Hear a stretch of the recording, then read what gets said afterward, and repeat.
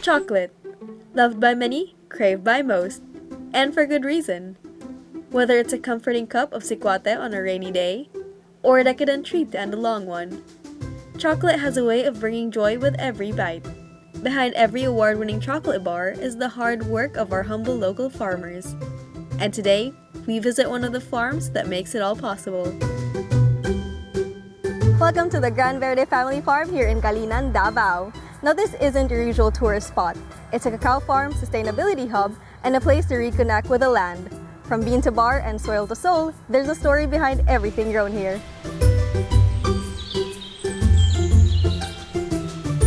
This farm is cultivated by hands that respect and nurture the land.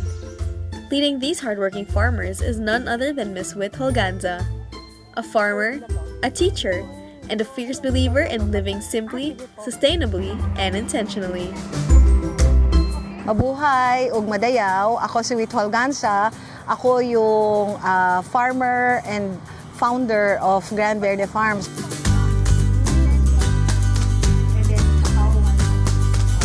Medyo mahaba-haba yung journey kasi dahil sa unang-una, itong farm was not really owned by us, the second generation farmers. So ang Grand Verde nagsugod gyud sa akong papa ug mama, no? Kaya ang akong papa ug mama, we're never from Davao. They're not even from Mindanao. Bale, kanang ang akong papa is Batanggenyo, mama is Bulaqueña, but they decided to elope. Nagtaban sila. At that time, when you took the boat from Manila to Mindanao, it would take 15 days. And then, pag abot nila diri, my father kasi was a veteran of the World War II. So when he came to Davao, na ay program kay mga cadastral mga areas ni hindi titled. So my father being a veteran was parang offered under a program for the veterans to be able to acquire their own land. So marami talagang challenges. My father was a full-time lawyer, so napabayaan talaga ang farm sa mga tenants, and then eventually parati siyang sa subcontract sa banana grower, pineapple grower, papaya grower. Kasi nakamulatan natin yung conventional agriculture, and with conventional agriculture, ang ipiprescribe lang naman sa iyo are seeds that you have to keep on buying, and then ipiprescribe din sa iyo yung paggamit ng mga abono na synthetic at saka harmful sa lupa, very toxic. So, nagsimula rin kami sa ganun. Siyempre, the contractors didn't care about preserving the quality of the health of the soil. All they wanted was to get the best and most productive yields. So, during that time, talagang grabe, tadtad na tadtad sa chemical ang pag-grow ng banana, pag-grow ng papaya, pag-grow ng pineapples. And then for a time, itong mga mangga na nakikita mo ngayon sa farm, this was also being subjected to very, very harsh chemicals para siya mamulaklak at mamunga. The second generation, particularly me and my husband, took over sometime in the 90s na yun. And dahan-dahan naming dinevelop yung farm. But in 2008, we stopped using all chemicals. No more herbicides, no more pesticides, no more fungicides. And that was the start of our journey kasi we saw the ravages of chemical fertilizer. You know, sabi nila, what better fertilizer for the tree than the tree itself? Lahat ng farms, kapag malinis at winawalis, oh my God, I'm crying na. Kasi ang lupa, hindi dapat ina-allow na ma-expose. Dapat ang lupa covered, either covered with mulch, which is itong mga decaying matter natin, or covered with grass. Once you expose lupa to all the elements, chances are that part of the soil will die. Ikaw nga, hindi ka bigyan ng bahay at hayaan ka na nakababad sa ilalim ng araw at ng ulan, di ba magkakasakit ka? It's the same principle with soil. You need to keep the soil covered para the life underneath the soil will thrive. Under Ma'am Wit's stewardship as a second-generation farmer, Grand Verde has blossomed from a humble family farm into a living example of how we can work with nature and not against it. It's more than just farming. It's a way of life rooted in respect for the land. But where does cacao fit into this vision? Stay with us. AgriCoolTours will be right back.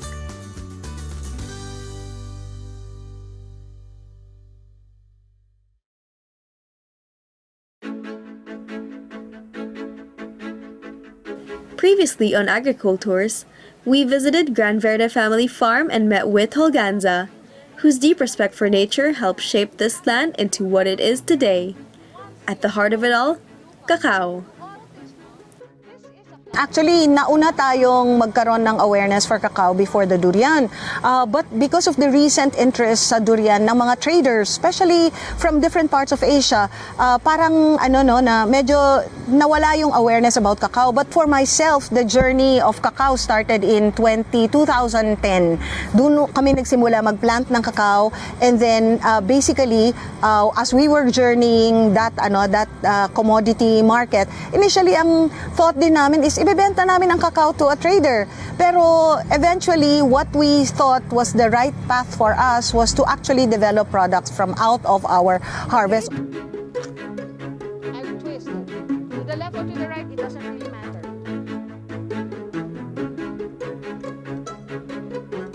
When we started harvesting in 2014, it was a Japanese trader who actually bought our beans along with beans from different parts of Davao. This trader owned a tea company, so he was making green tea chocolate, and he was bringing back green tea chocolate to us. So can you imagine how ironic it is na dadalhin yung cacao at raw material natin sa Japan, and then ibabalik at ibibenta ulit sa atin as a finished product. So after about 3 or 4 years of selling to the Japanese, I stopped na, and then we started exploring the possibility of creating our own products.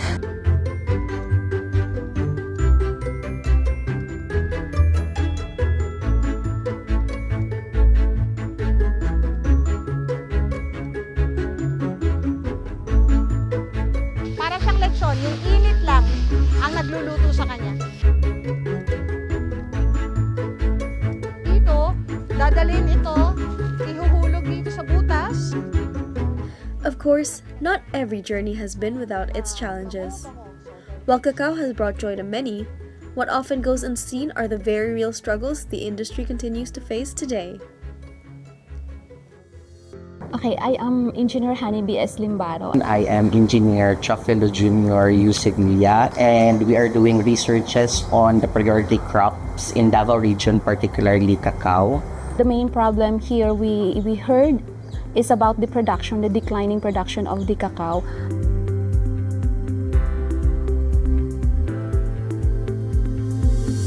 As the cacao industry faces growing challenges, from climate change to crop shortages, Grand Verde is taking action. In partnership with engineers from the University of Southeastern Philippines, Department of Agriculture and Biosystems Engineering, the farm is studying ways to address the cacao shortage head-on.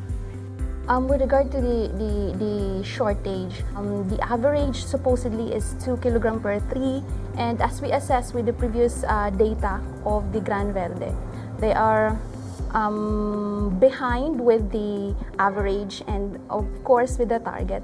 In general also, we can see here from the news that there is really a rapid decline in the production, and there are a lot of factors contributing to that, so we cannot really enumerate all the factors. So ito kasi, 'di ba, lately maulan masyado, no? Yes. Oo, so ilang araw na, I think 3 or 4 days na talagang sa hapon uulan at malakas ang ulan sa gabi. So lower temperatures of course will not lend itself to drying faster. Nagsuslow down ang drying. Currently, we are implementing the project entitled Development of Pre- and Post-Harvest Smart Management System for Cacao Production. This is funded by the DOST Picard, and our partner industry is the Grand Verde. So the project involves the pre-production and post-production stages of the cacao production. The pre-harvest focuses on the management system on soil and climatic requirement for cacao, and for the post-harvest is on the post-harvest processes to improve the quality of the cacao produced. It is known that Davao is one of the top producer of cacao, and the productivity is declining. That's why our aim is to intervene in the pre-harvest, particularly in providing data to drive their decision on the management system. This project will have a lasting impact in terms of the data and the knowledge generated out of research, and also the technologies developed will be impacting not just Lila Maya, our private partner, but also other cacao producers where the technologies is relevant to their industry. So the three main activities actually are developing the smart management system, which that's the aim is to increase the production. The other activity is developing the management application. That's the fermentation assessment application. That could be incorporating technologies like we have to assess the fermentation using our mobile applications only, so anyone can do that, not only those who are trained. Also, the tools to be used, it's actually the farmers now have to cut the beans individually, and it's a bit laborious, so we have to use upgraded tools that could be affordable only and for easy assessing the fermentation level. Grand Verde isn't growing on its own. One of the hands helping it, and many other cacao farms across Mindanao, is the RISA project by MEDA.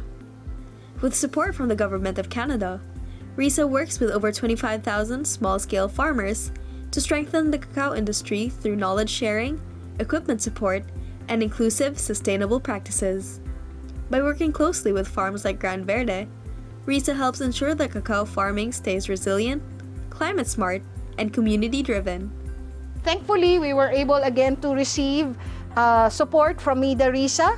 Ito yung grinder na bago. Dati-dati, ang gamit lang namin grinder, ito.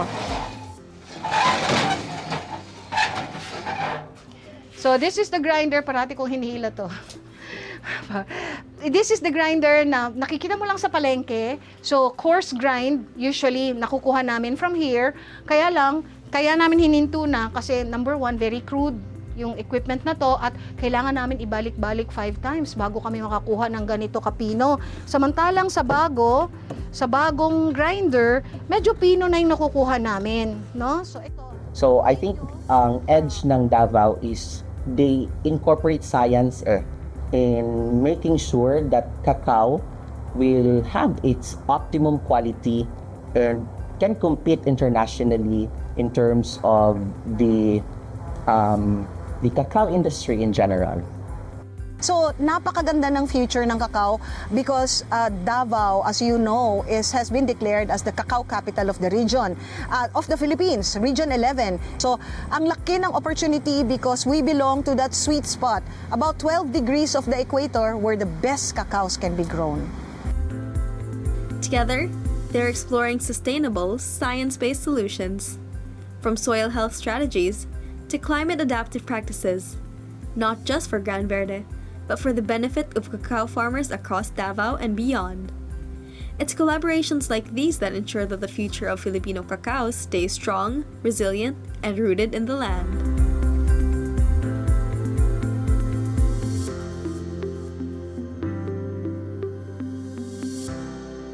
Coming up, it's time to harvest the fruits of all the labor and love the farmers have grown here at the Grand Verde.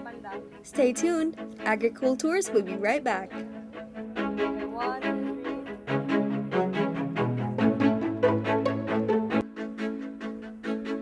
Welcome back to AgriCoolTours.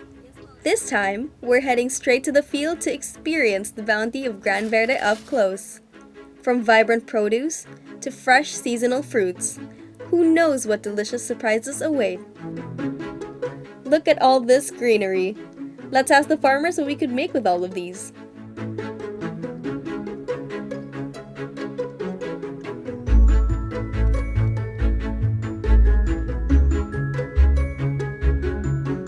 Sa mo ang pag-forage, ma'am, kay kasagaran kay salad, ma'am. A salad sounds like a great choice. Let's go foraging. So right now we are foraging here in Grand Verde. We're about to go and look for some stuff.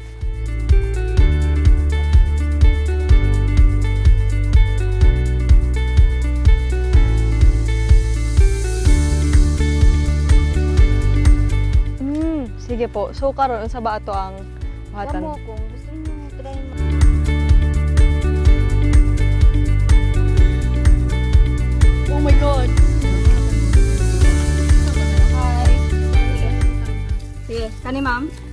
Kani diri banda? Diri kanina lang siya mamuhol man para.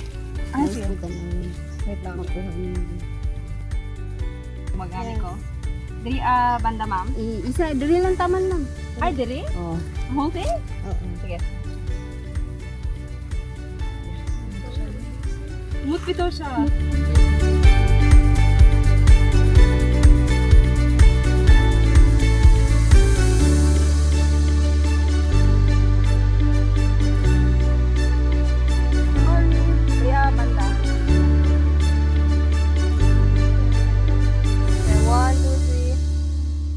Alam mo, it's funny because Calinan is still part of Davao City. It's such a big city, no? And then, medyo tumataas yung ang level of anxiety namin kasi nakikita namin yung urbanization is moving towards the suburbs.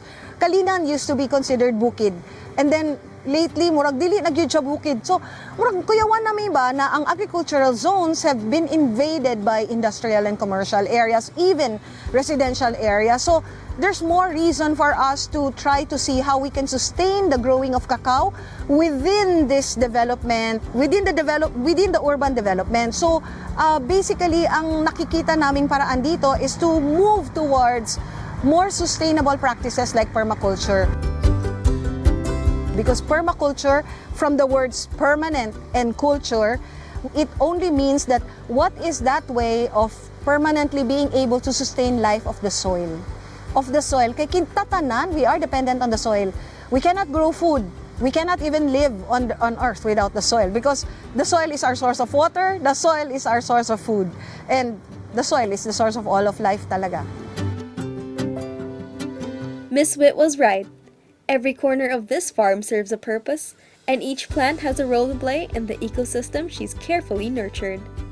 With everything so well kept and thriving, I found myself approaching our little foraging adventure with the mindset of everything is edible until proven otherwise. Take a flower and eat the flower only, ha? Flower lang. Ito lang ang kainin nyo. Yeah. Naturally, the tour group and I couldn't resist doing a few curious and cautious taste tests along the way. Now, one thing I would like to show you is this. What are this? Fungus, mushrooms. How many kinds of mushrooms do you see here? Two. Oh, ito, tsaka ito. There are 3 kinds of mushrooms. Ito na ang challenge. Okay. That is your wood ear mushroom. Game, challenge. Sino? Go. Tasteless. Walang kasi it's really fry. Ito. This is nice. Bite. Take a bite, Sydney. Small lang. Bite lang. How would you describe the taste? Green. Can grab that flower? Trina, grab that flower. Go. Grab flower. Yeah. Okay. Okay. Makaw na, ma'am. Of course. Oo. No, but I want you to taste ito. Tumoy. Who's game? Parang lasang saluyo.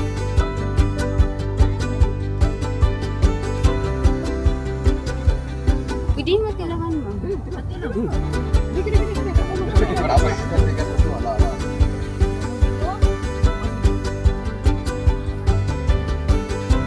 Dumi siya. Dili siya kanang tamis lang. Kaya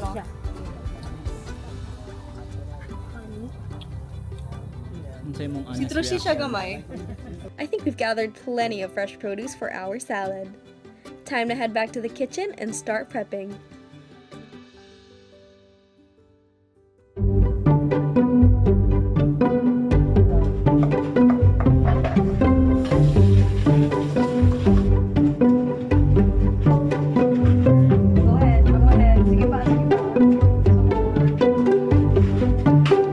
Smell niyo yung garlic, yung onion.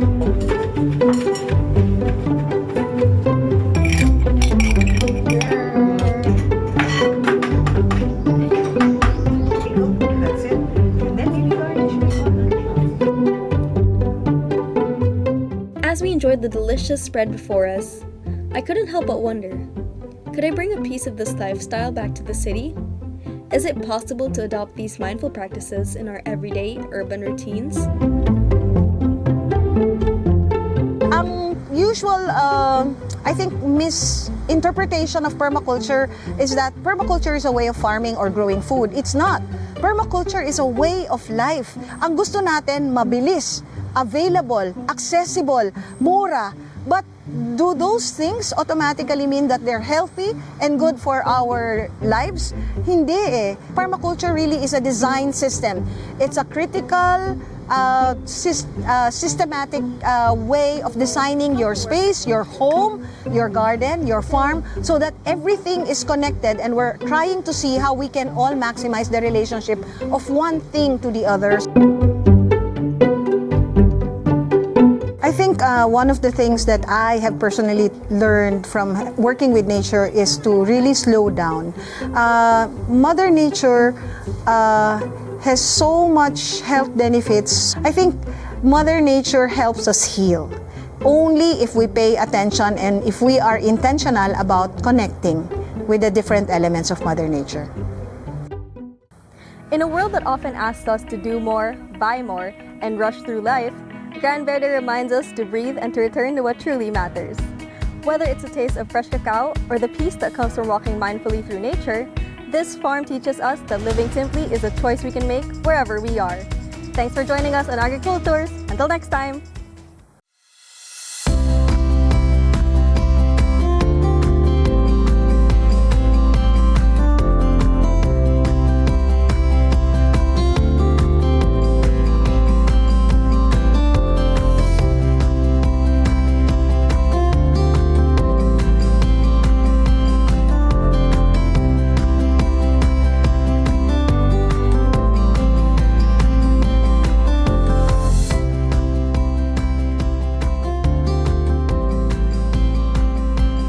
Ay balik. Ready? One. Ay kakamo ko di Sydney pag interact mo di aduha. Draw, miss. Wait lang mo. Mulberry, sige, try na to. Ana si JJ, Tammy is, let's try. What's no good liar? Hello, Moro! I took a different route out. I might be lost, but that's fine. Okay lang to. Okay na to. Diyan wala ko sa pinutod lang. Uy, bito, asa man ko? Where am I? Actually, Baliktad na kay walon ko. Change position kayo, change position.